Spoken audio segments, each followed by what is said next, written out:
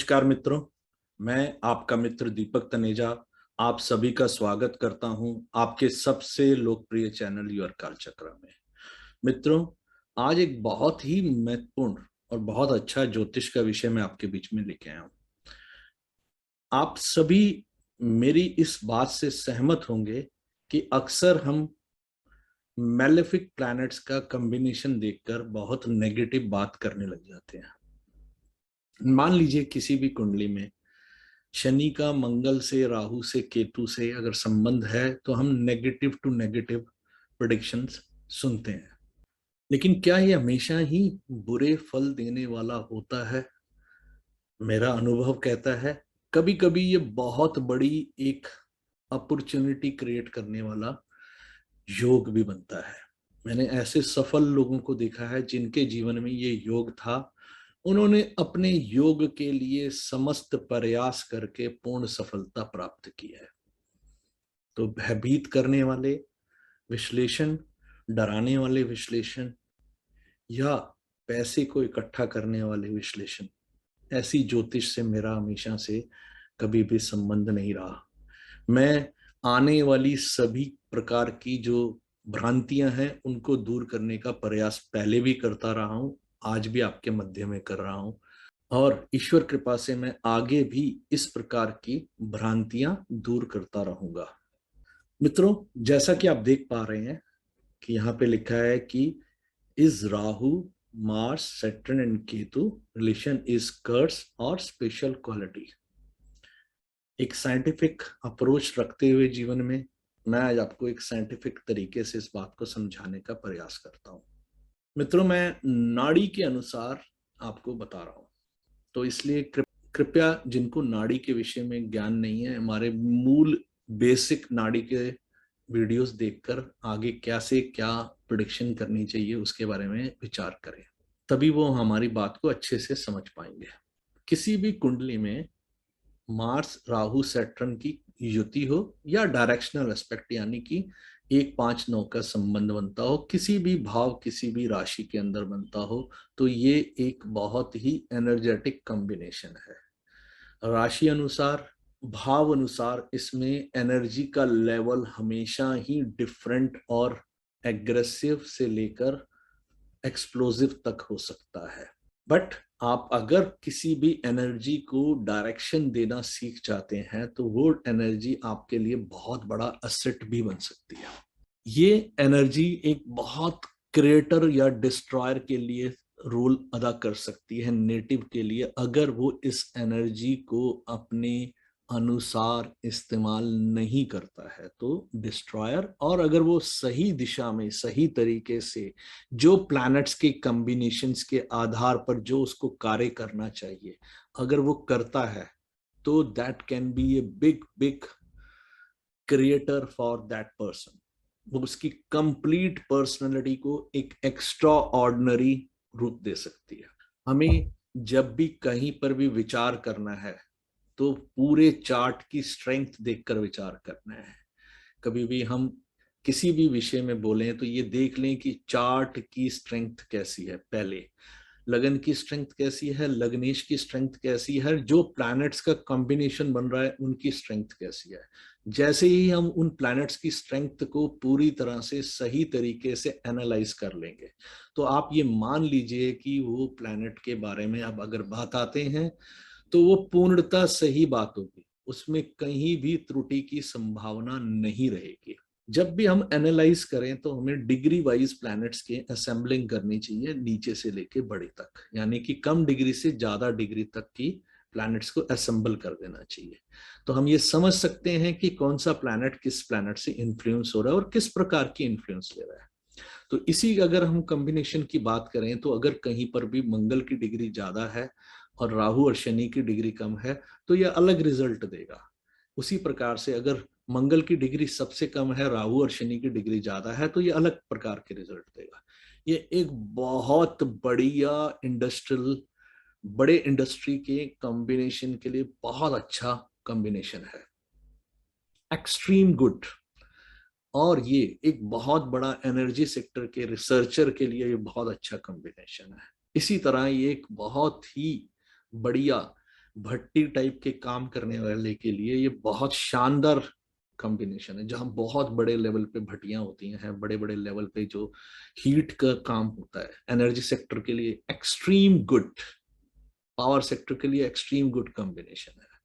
एक technically rich researcher के लिए ये बहुत ही बढ़िया कॉम्बिनेशन है। जो नई नई रिसर्च करते हैं केमिकल्स के ऊपर, उनके लिए ये एक्सट्रीम बेस्ट कॉम्बिनेशन है।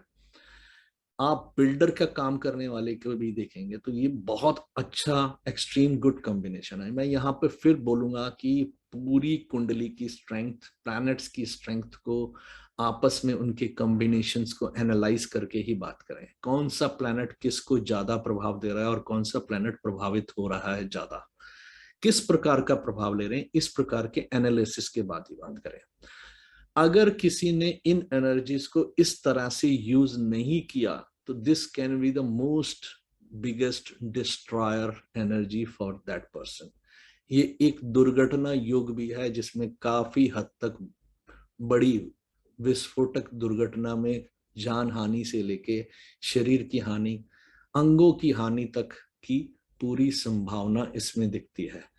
तो हमें पहले समझ आना चाहिए कि मंगल, शनि और राहु हमसे किस प्रकार की एनर्जी की अपेक्षा कर रहे हैं। हमें उस प्रकार की एनर्जी को उसमें लगाना चाहिए ताकि हम सही बात कह पाए। एक सफल व्यक्ति तभी सफल होता है जब वो जानता है कि मेरे प्लैनेट्स को मुझे कैसे सही तरीके से इस्तेमाल करना है, और अगर वो नहीं जानता तो वो असफल हो जाता है। गलत दिशा में, गलत जोन में किया काम हमारे को असफल बनाता है। मित्रों, आप इस चार्ट के कॉम्बिनेशन को भी देखिए। अब यहाँ पर अगर मंगल का शनि केतु से संबंध है, ये टिपिकली अलग टाइप की इंटेंस, अलग टाइप की एनर्जी है जिसकी इंटेंसिटी बिल्कुल डिफरेंट होगी जो हमने पिछले कॉम्बिनेशन में देखी। प्लैनेट्स आपस में क्योंकि राहु केतु आमने सामने रहते हैं, कभी भी कॉम्बिनेशन इस प्रकार का बना तो इसमें भी बहुत इंपॉर्टेंट ध्यान देने वाली बात है कि शनि मंगल केतु में डिग्री वाइज सबसे पीछे कौन है, उसके आगे कौन है और उसके आगे कौन है। इससे रिजल्ट बदल जाएंगे, क्योंकि कोई भी कॉम्बिनेशन कभी सेम रिजल्ट कभी नहीं देता। किसी की कुंडली में एक कॉम्बिनेशन उसको हीरो बना देता है और दूसरे के लिए कॉम्बिनेशंस में प्लैनेट्स की डिग्री बदलते ही वही कॉम्बिनेशन उसे जीरो बना देता है। भाव राशि अनुसार बहुत मेजर फर्क पड़ता है। तो इसलिए कभी भी कहीं पर भी आप बात करें तो ये चीज ध्यान रखें कि किसी स्थिति में भी कोई भी बात कहते समय ये बात आपके मन में हमेशा रहनी चाहिए कि मेरे को पूरा सही से एनालिटिकली देखना है। Strength of the chart, strength of the planets, houses राशि अनुसार ही निकालें, उसको प्रॉपरली एनालाइज करें कि कौन सा प्लैनेट वाकई ही अच्छा है या नहीं है। अब ये कॉम्बिनेशन अगर मित्र राशि में बनता है तो अलग रिजल्ट है, मंगल की उच्च राशि में अलग रिजल्ट देगा, मंगल की नीच राशि में अलग रिजल्ट देगा, मंगल की शत्रु राशि में अलग रिजल्ट देगा। शनि की उच्च राशि के रिजल्ट अलग होंगे, शनि की नीच राशि के रिजल्ट अलग होंगे। तो आप सोच सकते हैं कि कितना बड़ा अंतर आता है। अगर कोई भी व्यक्ति कभी भी कहीं पर भी इस प्रकार से सही से एनालिसिस करेगा तभी वो सही सही बात किसी के विषय में बता सकता है। तो मंगल केतु शनि कंजंक्शन हो या डायरेक्शनल एस्पेक्ट से संबंध हो, ये बहुत बड़ी इंटेंस एनर्जेटिक सोर्स बनती है, बहुत बड़ी पावरफुल और बड़ी typically to the point attack करने वाली एनर्जी होती है।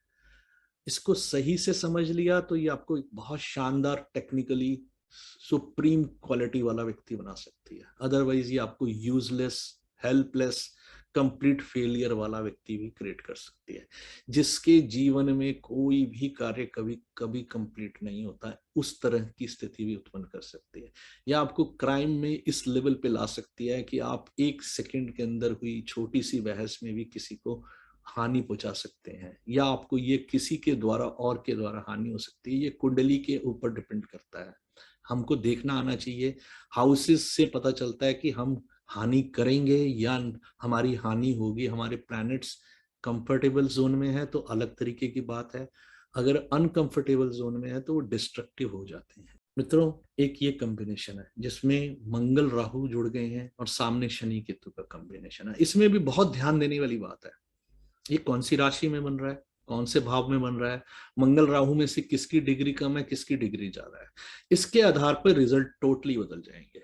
इसी प्रकार से शनि केतु के संबंध में भी हम राशि भाव अनुसार और डिग्री वाइज भी हमारे रिजल्ट्स में कंप्लीट चेंज होता है।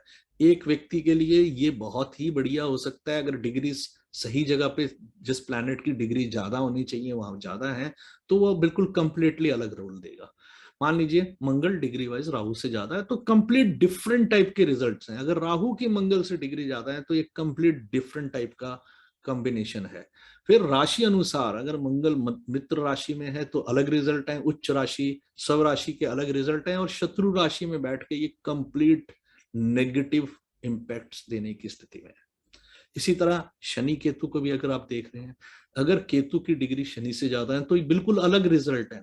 हेल्पलेस स्थितियां तक भी उत्पन्न हो सकती हैं, आपको ऐसी जगह पे लाके खड़ा कर सकता है कि आप एमलेस हेल्पलेस हो सकते हैं और आपको कभी समझ ही नहीं आएगा कि आप क्या करें। लेकिन इसमें अगर कोई आदमी बिल्डर या कंस्ट्रक्टिव साइड में या टेक्निकल साइड में बहुत अच्छा है तो ये रिजल्ट्स काफी हद तक बदल जाएंगे। मैंने कई बार पहले भी वीडियोस में बताया है कि किसी भी कुंडली में अगर आप ये नोटिस करते हैं कि कहीं पर भी कोई व्यक्ति लगातार अगर टेक्निकल फील्ड में है जिसका शनि मंगल का संबंध बनता हो, तो उसको बहुत कम संघर्ष करना पड़ेगा। बनस्पत जो व्यक्ति शनि मंगल के संघर्ष में टेक्निकल लाइन में नहीं है तो वो बहुत असफल और संघर्ष में जीवन जिएगा। तो यहाँ पर मैं आपको फिर बोलूंगा कि सब चीज के ऊपर हमेशा ध्यान दें। राशि का एक स्वभाव होता है, भावों का एक पर्टिकुलर कारक तत्व है, इन सब को आप जोड़ें, उसके बाद ही किसी निर्णय पे पहुंचे। तो कोई भी एक ग्रह किसी एक जगह कॉम्बिनेशन में किसी एक भाव में सेम रिजल्ट कभी नहीं होंगे। अगर अलग राशि है, अलग भाव है, अलग रिजल्ट हो जाएंगे। डिग्री ज्यादा है, डिग्री कम है, इससे कंप्लीट चेंज रिजल्ट है। मित्रों, एक और कॉम्बिनेशन है इसमें, मंगल केतु अगर साथ है, शनि राहु, जिसे आप सभी ने श्रापित योग के नाम से सुना होगा। मेरा अनुभव जो ये कहता है कि किसी भी कॉम्बिनेशन को इस प्रकार से पूरी तरह नेगेटिव बता देना गलत होता है। कोई भी कॉम्बिनेशन एक पर्टिकुलर जोन्स को डिफाइन करता है। If we are in that zone, हमारी लाइफ में अनसक्सेस होने की संभावना नहीं है। Even we are in education, तो भी हमारे को उस जोन में रहना चाहिए जहां से हमारे प्लैनेट की हमारे को इंडिकेशन है, तो हम we can prove much much better than अगर हम गलत जोन में हैं तो हमारे को असफल करा ही देगा। इसी तरह जीवन के संबंधों में भी हमारे लिए ये बहुत महत्वपूर्ण होता है कि हमारा कौन सा प्लैनेट का किस किस से संबंध बन रहा है। उसके अनुसार हमारी प्रकृति, स्वभाव और हमारी विचारधारा डेवलप होती है। हमारे मन में उठने वाले संशय और विश्वास, ये हमारे कॉम्बिनेशंस के आधार पर होते हैं। तो किसी भी कुंडली में अगर कोई कॉम्बिनेशन एक एनर्जी को डेवलप कर रहा है, हमें वो समझना चाहिए कि वो किस प्रकार की एनर्जी की बात कर रहा है। इफ वी नो कि इसकी बेटर यूज कैसे किया जाता है, तो हमको वो जोन चुनना आना चाहिए कि जिस जोन में अगर हम काम करते हैं तो हमारे लिए extreme good result, successful results देता है। अगर मैं उस जोन से अगेंस्ट जाके काम करता हूं तो वो मेरे लिए काफी नेगेटिव और प्रॉब्लमेटिक हो सकता है।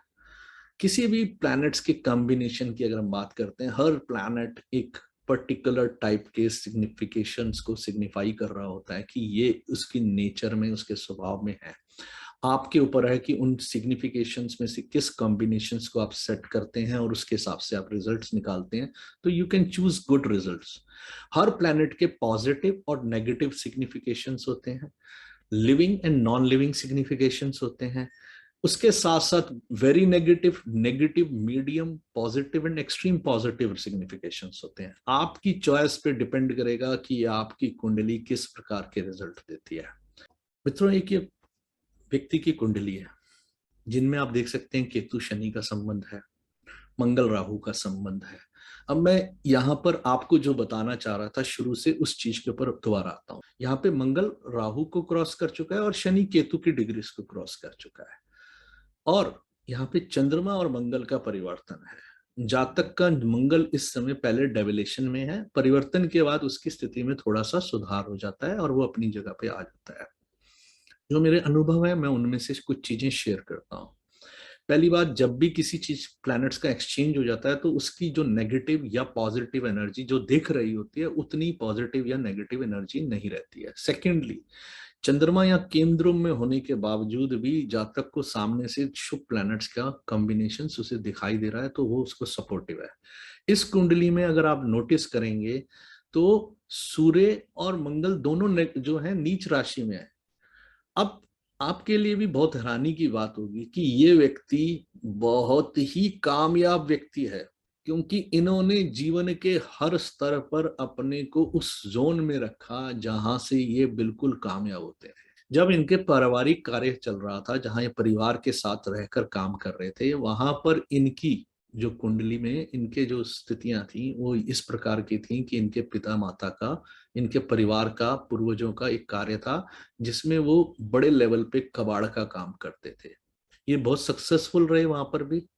पर ये उसके बाद दिल्ली आ गए, और दिल्ली आने के बाद इन्होंने कंस्ट्रक्शन साइट के साथ साथ national highways and state highways का काम पकड़ना शुरू किया। आज बहुत बड़े लेवल के एक ऐसे व्यक्ति हैं जिनके पास देश में बहुत सारे बड़े बड़े हाईवेज का काम चल रहा है, जो नेशनल और स्टेट लेवल के हाईवेज हैं। ये व्यक्ति कभी भी नेगेटिव नहीं सोचता है। जैसे ही ये कुंडली मेरे पास आई, मैंने उनको एक एक चीज सही से बताई कि इस कुंडली में ऐसे ऐसे रिजल्ट होने चाहिए। उन्होंने एग्री किया। एग्री करने के साथ साथ उन्होंने ये भी मुझे बताया कि ये सब व्यक्ति ने बहुत संघर्ष करके मेहनत से आगे बढ़ा है, और किसी भी नेगेटिव स्थिति में ये कभी झुका नहीं है, कभी रुका नहीं है, कभी थका नहीं है। He is very strong person, जो नेगेटिव स्थिति में भी बहुत स्ट्रांगली काम करते हैं। एक सक्सेसफुल, एक अमीर, एक कामयाब व्यक्ति है। इसके साथ साथ अब ये नए नए प्रोजेक्ट्स में अपने काम में इन्वेस्टमेंट्स जोड़ रहे हैं। बच्चे बड़े हो चुके हैं, वो भी इस बिजनेस में इनके साथ जुड़ गए हैं, तो ये अब नई नई अपॉर्चुनिटीज पे ध्यान दे रहे हैं, जिसमें मैंने कुछ इन्हें सजेशंस दिए थे जिसपे अब ये काम कर रहे हैं। अगले कुछ महीनों में अगर ये उस पे कहीं पर भी काम करते हैं तो और अधिक सफल होने की संभावना है। इनके परिवार के लोगों की अनुमति से मैं ये कुंडली रख रहा हूँ। मेरी समस्या ये है कि मैं इनका नाम नहीं ले सकता, क्योंकि वो इस चीज के लिए सहमत नहीं थे कि आप इनका नाम बताएं कि ये व्यक्ति कौन है। ये एक सफल, योग्य और काम सम्मानित व्यक्ति की कुंडली है। तो इसलिए कभी भी किसी कुंडली में अगर मैलेफिक प्लैनेट्स को इकट्ठा देखें तो ये मत समझें कि ये व्यक्ति असफल होगा, या ये दुख में होगा, ये परेशानी में होगा, इसकी लाइफ ऐसे हो रही होगी, इसकी लाइफ में वैसे हो रहा होगा। ऐसा कभी विचार ना करें।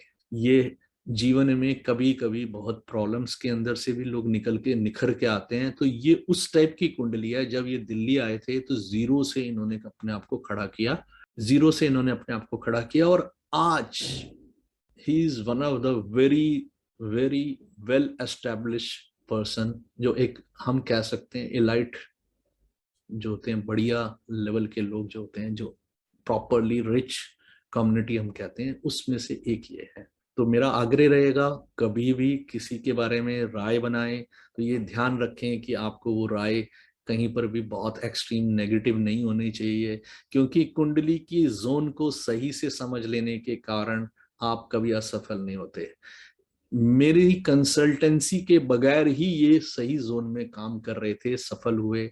मुझसे कंसल्टेंसी के बाद अन्य चीजें इनको और समझ में आई हैं। अब ये क्या करते हैं नहीं करते हैं इनका व्यक्तिगत निर्णय होगा, लेकिन मैं ये जानता हूं कि ये व्यक्ति जीवन में हमेशा संघर्ष में अच्छे से संघर्ष करेगा और जीतेगा निश्चित रूप से, क्योंकि यहाँ पर कॉम्बिनेशंस बहुत ही बढ़िया वाले हैं। उनको मैंने कुछ उपाय भी दिए हैं, और कौन से प्लैनेट्स की क्या रेमेडीज करनी चाहिए वो सिखाया है, और उन्होंने बताया है कि ये करने से इस प्लैनेट से और बेहतर रिजल्ट्स निकल सकते हैं। तो मेरा आग्रह रहेगा, सही जोन में आप अगर काम करते हैं तो असफलता आपके लिए नहीं है।